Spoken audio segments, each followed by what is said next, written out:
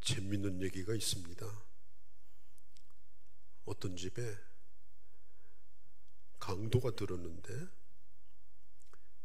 이 강도가 흉기를 들고 소리를 지릅니다. 손들라고.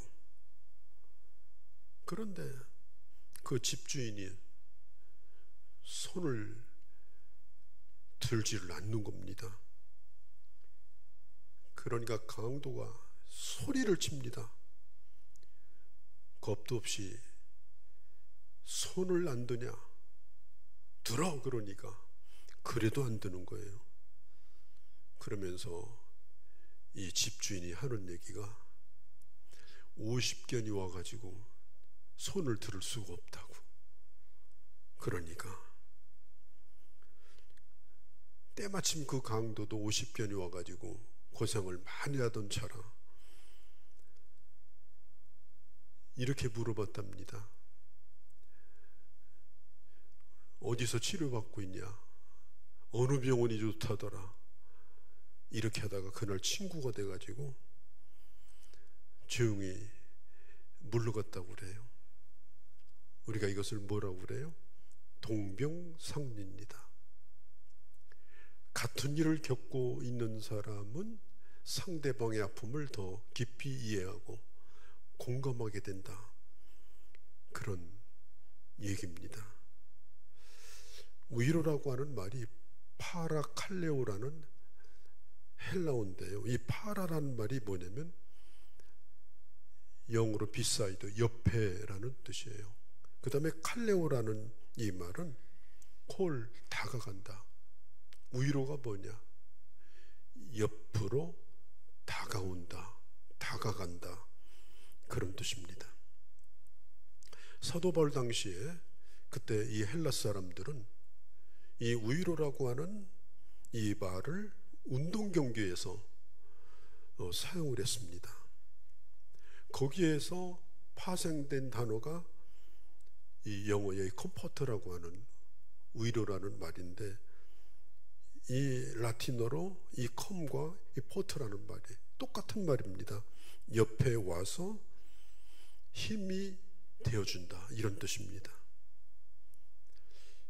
이게 뭐냐면은 그때 당시 올림픽 경기의 마지막 꽃이 예전이나 지금이나 마라톤 경기 아닙니까? 42.195km, 그야말로 인간의 한계를 뛰어넘는 그 거리를 뛰는데 황영조 같은 사람도 그런 얘기를 하더라고요. 그 자리에서 차라리 죽는 게 좋다는 생각이 들 때도 뛰면서 그런 생각을 한 적도 있다고. 그런 한계와 싸우고 있을 때 어떻게 끝까지 뛰느냐? 운동선수들이 그렇게 말합니다. 같이 뛰어주는 것은 아니지만 옆에 서가지고 박수를 보내고 잘 뛰라고 격려하고 소리를 지르는 그 사람들의 응원 소리가 있기 때문에 끝까지 쓰러지지 아니하고 뛸 수가 있다. 우리가 남을 위로한다고 하는 것은 내가 그 사람을 대신해 줄 수는 없는 겁니다. 그렇지만 위로를 받는 사람은 내가 그의 옆에 있다는 것만 가지고도 엄청난 그런 힘을 얻게 되어줍니다. 사람은 위로를 먹고 산다고 그래요. 아이들 잘못하면 그냥 꾸중만 하고 잘못했다고 지적만 하고 잘못한 건 분명해. 그것까지는 알겠는데 위로를 받아본 적이 없어요. 그러면 그 아이는 끊임없는 죄책감 속에서 고통스러운 그런 시간을 보내게 됩니다. 잘못한 것도 가르쳐주고 거기서 끝나면 안 됩니다. 위로해 줘야 됩니다. 보듬어 주고 안아주고, 그리고 결코 너를 미워해서 내가 너를 꾸중하는 것이 아니라는 것을 설명해 줘야 합니다. 그럼 아이가 다 이해를 합니다. 그리고 위로를 받습니다. 어떤 꾸중을 들었어도 그걸 그 순간 다 잃어버립니다. 위로라고 하는 것은 그 문제 자체를 해결해 주는 것은 아니에요. 슬퍼할 때에 위로해 준다고 슬픔이 없어집니까? 경제적으로 어려워서 지금 고통을 받고 있는데 위로해 준다고 돈이 어디서 떨어집니까? 병 들었을 때에 위로해 준다고 병이 낫습니까? 그렇진 않아요. 그러나 그 위로로 말미암아서 그 어려움을 이길 수 있는, 특별히 그 어려움의 의미, 왜 이런 일이 오는가, 그런 것들을 깊이 생각하는 여유도 갖고 생각도 깊어지고, 그래서 고난 가운데서도 그걸 이길 수 있는 지혜와 힘을 얻게 되는 것입니다. 예수님이 이 땅에 계실 때에 우리 주님은 소외된 자, 외로운 자, 위로가 필요한 자, 이런 사람들을 주님은 찾아가셨습니다. 그들에게 말을 건네주시고 그들과 접촉을 하시고 그들을 회복시켜 주시는 일을 주님이 주로 많이 했습니다. 사도 바울도 사도행전 27장을 보면 바울이 로마로 가는 그 배를 탔는데 유라굴로라고 하는 계절마다 다가오는 우리나라 태풍 같은 그런 바람이 불었어요. 2주일 동안 해를 보지 못했어요. 밤인지 낮인지 분간이 안 될 정도로 태풍 속에서 2주일을 헤맸습니다. 그런 일을 한나절만 겪어도 살 것 같지 않은데 2주일 동안 해를 못 봤어요. 사람들은 이제 죽었다고 생각했습니다. 돈 벌기 위해서 물건 사놨던 거 짐짝 다 바다에다 버렸습니다. 그런 게 필요가 없었습니다. 그리고 가판에서 이리 구르고 저리 구르고 그렇게 하는 상황 가운데 이 바울이 그 폭풍 가운데서 일어납니다. 그리고 이렇게 말합니다. 여러분, 안심하십시오. 안심하십시오. 내가 믿는 하나님이 어젯밤에 말씀하셨습니다. 나는 지금 노마로 가고 있는 중인데 하나님께서 너는 노마의 황제 앞에 설 것이라고 분명히 말씀했습니다. 내가 산다면 당신들도 삽니다. 우리 음식 먹읍시다. 먹을 거 있으면 무조건 다 꺼내서 음식 먹읍시다.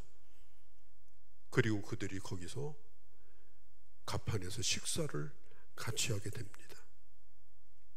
마침내 그들이 용기를 얻어가지고 풍랑이 끝날 즈음에 그들은 어느 섬에, 비록 배가 부서졌지만 그들은 단 한 사람도 죽지 아니하고 살아나는 그런 일이 사도행전 27장에 있습니다. 미국 서부의 유명한 대학이 스탠포드 대학입니다. 이 스탠포드는 사람 이름입니다. 철도왕이고 당시 캘리포니아 주지사였는데 그에게 아들이 하나 있었습니다. 외아들인데 병을 앓다가 그 아들이 죽었어요. 그야말로 하늘이 무너지는 것 같은 절망을 경험합니다. 몇 날 며칠을 잠을 못 자고 있는데 그 아들이 꿈에 나타나가지고 아버지에게 얘기합니다. 아버지, 저는 지금 하나님 곁에 와 있어요. 슬퍼하지 마세요. 나를 사랑하신 것처럼 젊은 사람들을 키워주세요. 꿈에 그 아들이 그런 얘기를 하는 거예요. 스탠포드는 자기 아내에게 말했습니다. 나는 캘리포니아에 있는 아이들을 내 자식이라고 생각하고 최고의 교육을 시키겠다. 그래서 그가 전 재산을 털어서 세운 학교가 스탠포드입니다. 스탠포드는 그가 죽을 때에 유언을 남겼습니다. 내 재산 동전 한 푼도 남기지 말고 모든 것을 다 청년 교육에 사용하라. 사람은 이 고난이라고 하는 것은 결코 부정적인 것이 아닙니다. 인생의 전환점이 고난을 통해서 옵니다. 고난을 통해서 하나님을 만납니다. 고난을 통해서 나와 같은 고난을 받는 사람을 발견하게 됩니다. 그래서 그 고난이 곧 그 인생을 새롭게 출발하는 그런 계기가 얼마나 많은지 모릅니다. 자, 오늘 이 사도 바울 얘기를 좀 드리겠습니다. 사도 바울은 그가 복음을 전하는 가운데 많은 고난을 겪었습니다. 고린도서 1장에 보면 심지어 이렇게까지 말해요. 나는 살 소망을 잃어버렸다. 마치 사형 선고를 받은 사람이 죽었다고 생각하고 하루하루 사는 것처럼 내게는 희망도 없었다. 사형 선고를 받은 것 같았다. 바울이 복음을 전하는 목회자로서, 선교사로서 그가 겪었던 고난은 우리가 상상하는 그 이상을 초월하는 어려움들이 바울에게 있었습니다.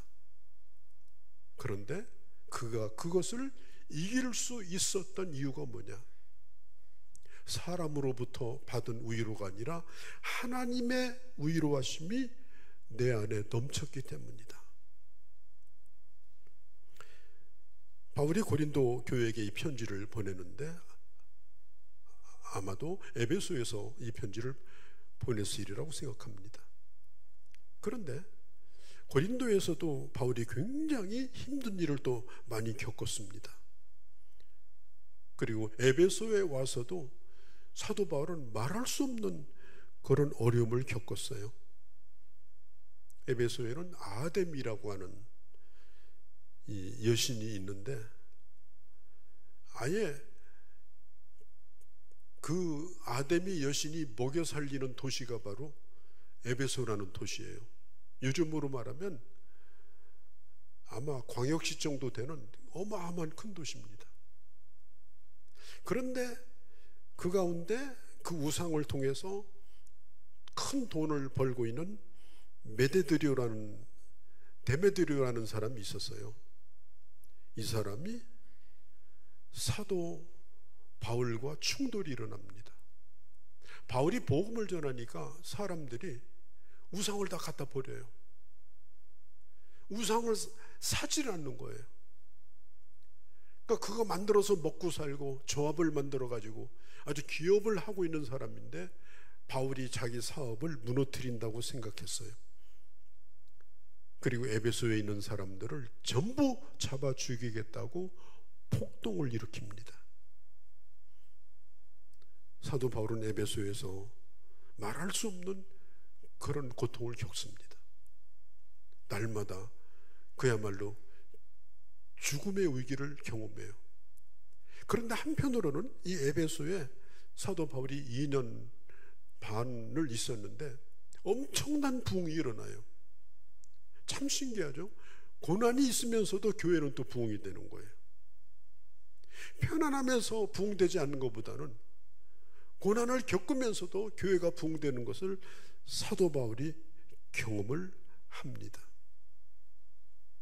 그러면서 하나님께서 고난 속에서 자신을 위로하시고 또 고난 속에서 일을 하신다는 사실을 바울은 깨닫게 됩니다. 특별히 사도 바울이 그때 당시 특별히 고린도 교회에서 겪었던 일 가운데 하나가 뭐냐?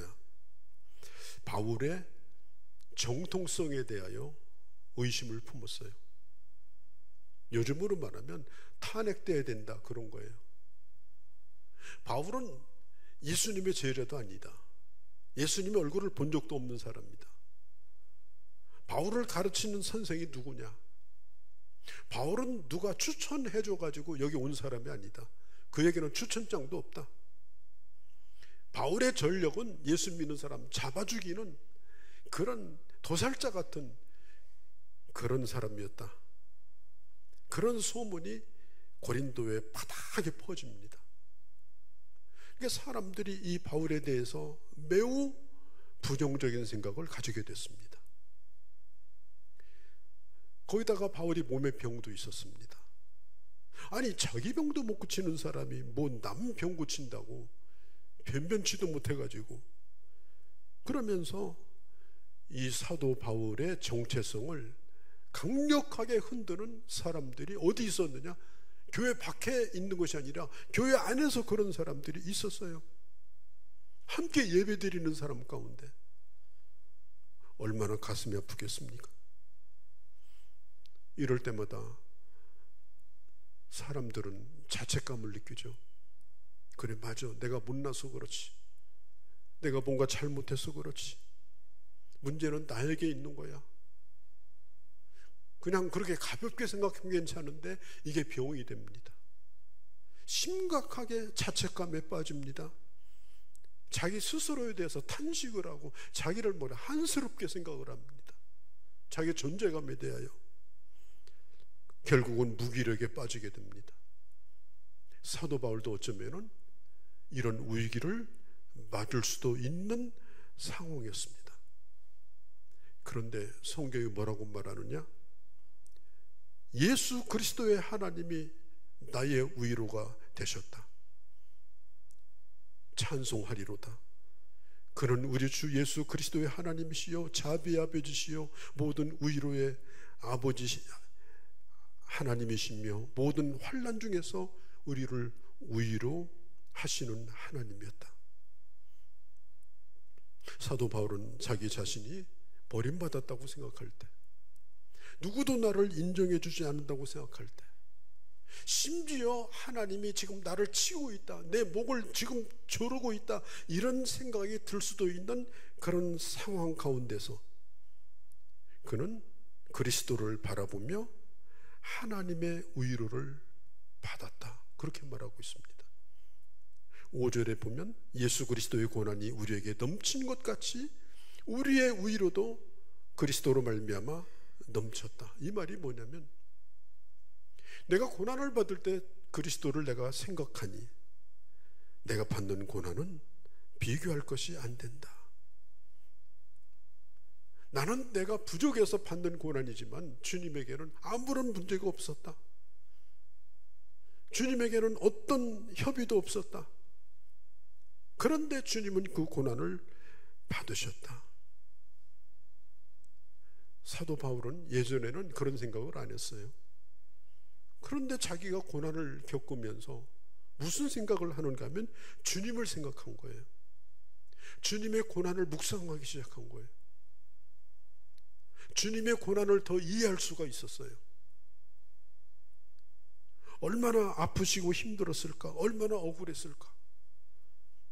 자기 자신이 받는 고난은 주님의 고난에 비하면 비할 것이 되지 않습니다. 예수 그리스도의 고난이 넘쳤다. 넘쳤다는 말은 충분하다는 뜻이에요. 주님은 우리를 위해서 고난을 받을 때 충분하게 고난 받으신 거예요. 고난을 넘치게 받으신 거예요. 겨우 십자가에 달려 죽으심으로 우리를 구원한 게 아니에요. 우리를 구원하고도 남고 또 남을 만큼 넉넉하고 풍성하게 주님은 고난을 받으신 겁니다. 억지로 받은 것도 아닙니다. 할 수 없이 받은 것도 아닙니다. 주님은 스스로 그 고난을 받으셨습니다. 넘치는 고난을 받으신 주님을 생각해 보니까 사도 바울은 자기를 억누르고 있는 그 짐이 아무것도 아니라는 것을 그는 자기 스스로가 생각을 해봅니다. 특별히 그 주님의 고난이 나와 같은 죄인을 구원하기 위해서 받은 고난이다. 그 십자가를 묵상하니까 은혜가 되는 거예요. 고난 가운데서 은혜가 되는 거예요. 고난 가운데서 하나님의 사랑을 다시 한번 확인하는 거예요. 여자들이 결혼해서 아기를 낳을 때 그때 나를 낳아준 엄마를 생각한다고 그러죠. 내가 어려서 사춘기 때 또 내가 자라면서 엄마를 그렇게 힘들게 했는데 엄마는 나를 낳을 때부터 아파서 낳았구나. 그 엄마 마음을 그때 이해한다고 그래요. 사도 바울이 고난을 받을 때 주님을 생각해 보니까 주님은 나를 위해서 고난받을 때 고난 받는 척한 것이 아니었어요. 넘치는 고난을 받으신 거예요. 그리고 그 고난은 곧 나의 구원의 근거가 된 겁니다. 우리가 고난받는 사람들을 우리가 위로할 때 참 주의할 게 있는데요. 우리가 아까 동명상진이라고 얘기했지만 고난받은 사람이 고난받은 사람을 격려한다고 하지만 이것도 굉장히 조심스러운 일이에요. 아이 나는 뭐 너보다 더 아팠어. 그까지 가지고 뭘 응? 그건 아무것도 아니야. 나는 죽었다 살았어. 엄살 부리지 말어.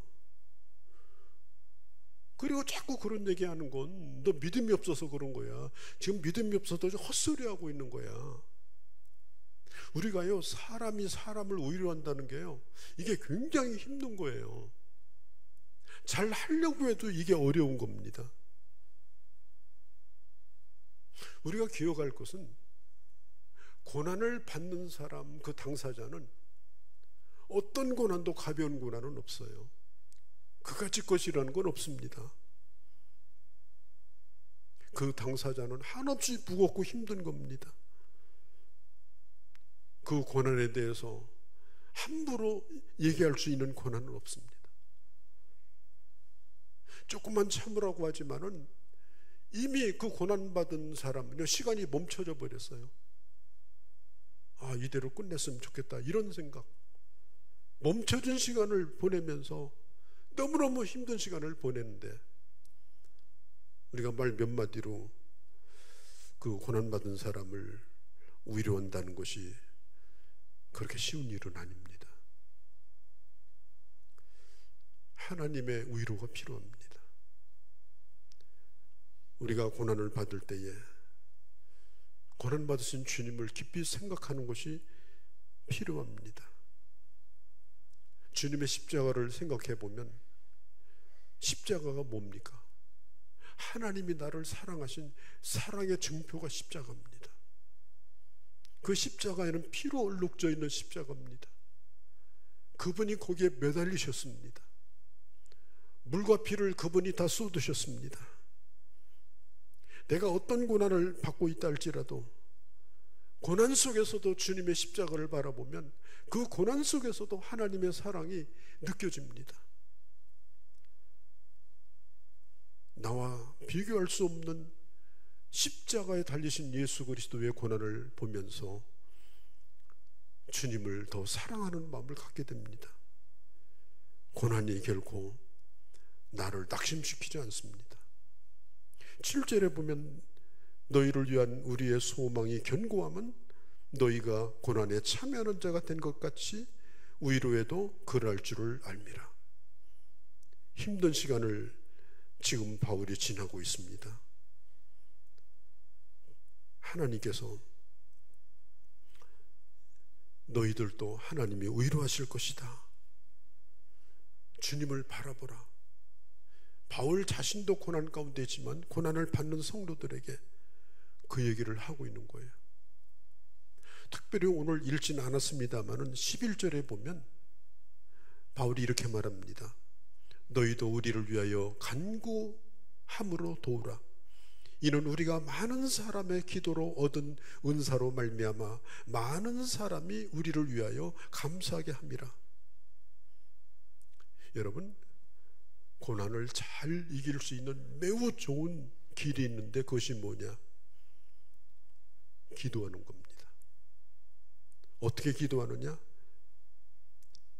기도로 나를 도와달라. 이 헬라어를 살펴보면 함께 기도로 도와달라 이런 뜻이에요. 복수입니다. 복수. 여럿이 함께 나를 위해서 기도해 주십시오 하는 겁니다. 여러분, 기도는 최고의 위로고 최고의 도움입니다.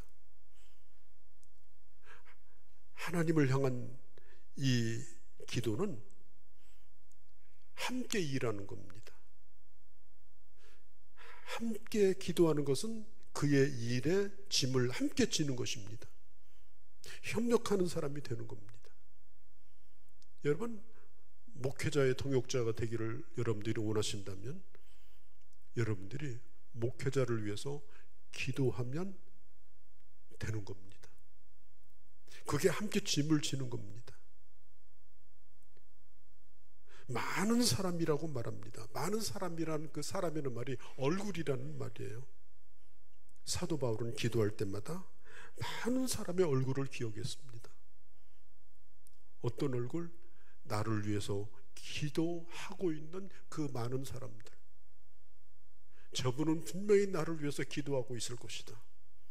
그런 확신을 가지고 있는 그런 분들이 바울에게는 많이 있었습니다. 그래서 바울은 고난 속에 있을지라도 기도의 동지들이 있었기 때문에 바울은 나는 이 어려움을 나는 이길 수가 있었다. 바울은 지금 그 고백을 하고 있는 거예요. 야고보서 5장에 보면 16절에 병 낫기를 위하여 서로 기도하라. 그러면 역사하는 힘이 크다라고 성경은 말하고 있습니다. 기도할 때 하나님이 일하십니다. 기도할 때에 하나님의 일에 함께 동참하는 것입니다. 여러분들이 위로가 필요할 때 기도를 부탁하십시오. 나를 위해 기도해 주십시오. 자존심을 내려놓고 내가 뭔데 나는 기도가 필요 없는 사람이야. 아닙니다. 부끄러움을 내려놓고 기도를 부탁하십시오. 힘든 소리만 하지 말고 동정해 달라고 하지 말고 나를 위해 기도해 달라고. 영적인 거장이었던 바울 같은 사람도 자기가 고난을 이길 수 있었던 이유는 나를 위해 기도해 주는 수많은 얼굴들 때문이었다라고 오늘 고백하고 있지 않습니까?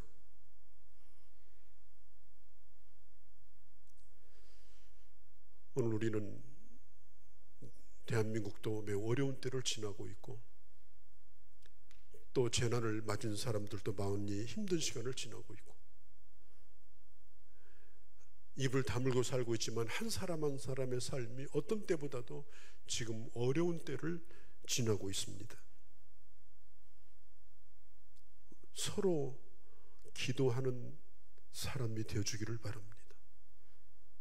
누구에게든지 어려움이 눈이 보인다면 그를 위로할 뿐 아니라 그를 위해 여러분 기도하십시오. 특별히 이제 다음 주간은 고난주간을 맞고 한 주간 동안 우리가 깨어서 새벽 기도를 할 겁니다. 여러분들이 어떤 처지에 있든지 이 새벽 기도를 통해서 주님의 고난을 깊이 묵상할 때 오히려 오늘 내가 겪고 있는 어려움들이 주님의 사랑을 분명하게 만날 수 있는 기회가 될 것이고 그리고 하나님의 응답 속에서 모든 문제들이 풀려나는 그런 역사가 반드시 일어날 것입니다. 우리는 시기적으로 볼 때 이 위로가 필요한 사람들이고 또 다른 사람에게 위로자로 살아야 될 필요가 있는 이 시기를 지나고 있습니다. 나는 어떻게 해야 될까? 우리 다시 한번 깊이 생각하고 하나님의 놀라운 위로로 여러분들이 새 힘을 얻고 그리고 함께 기도로 동역하며 서로 힘을 내어서 함께 앞으로 나아갈 수 있는 그런 귀한 주의 자녀들이 되어주시기를 바랍니다. 거룩하신 우리 아버지, 자비로우신 위로의 하나님, 저희들에게도 위로가 필요합니다. 하소연할 길이 없어서 고통스러운 시간을 보낼 때도 있습니다. 이 고난을 통해서 우리가 주님을 만나고, 이 고난을 통해서 저희가 더 성장하고, 이 고난을 통해서 우리의 사명을 발견하고, 그리고 하나님이 주신 위로로 더욱더 하나님의 사랑을 깊이 경험할 수 있는 그런 저희가 되게 하여 주옵소서. 뿐만 아니라 고통을 겪고 있는 이들에게 이 위로의 하나님을 꼭 전하며 살게 하여 주옵소서. 특별히 기도해야 될 이때에 하나님 아버지, 나를 위해서 기도하는 그 얼굴들을 떠올리고, 또 내가 누군가를 위해서 기도해야 될 그 얼굴들을 떠올리면서 다시 한번 우리의 기도가 회복되어지고, 이 기도를 통하여 치유되어지고 하나님의 놀라운 위로를 경험하는 그런 역사가 있게 하여 주시옵소서. 우리 주 예수님의 이름으로 기도하옵나이다. 아멘.